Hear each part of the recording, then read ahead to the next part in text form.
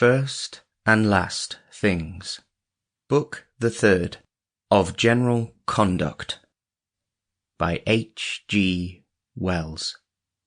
Narrated by Ben Hynes. Chapter 1.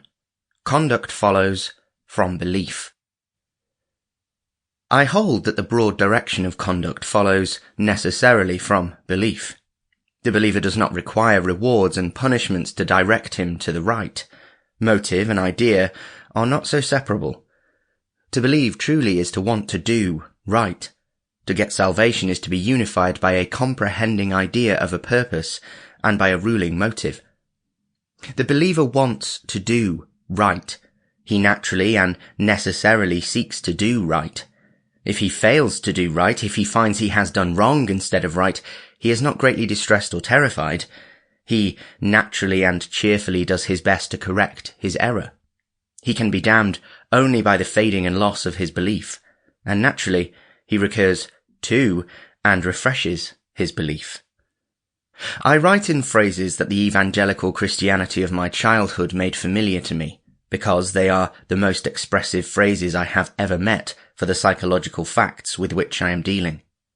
But faith, though it banishes fear and despair and brings with it a real prevailing desire to know and do the good, does not in itself determine what is the good, or supply any simple guide to the choice between alternatives. If it did, there would be nothing more to be said. This book upon conduct would be unnecessary.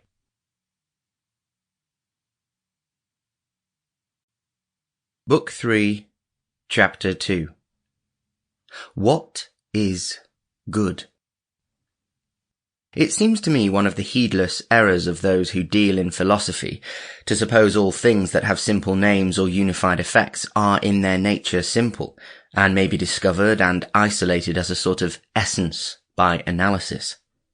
It is natural to suppose, and I think it is also quite wrong to suppose, that such things as good and beauty can be abstracted from good and beautiful things and considered alone. But pure good and pure beauty are to me empty terms. It seems to me that these are in their nature synthetic things, that they arise out of the coming together of contributory things and conditions, and vanish at their dispersal. They are synthetic just as more obviously harmony is synthetic. It is consequently not possible to give a definition of good, just as it is not possible to give a definition of that other something which is so closely akin to it, beauty. Nor is it to be maintained that what is good for one is good for... Sample complete. Ready to continue?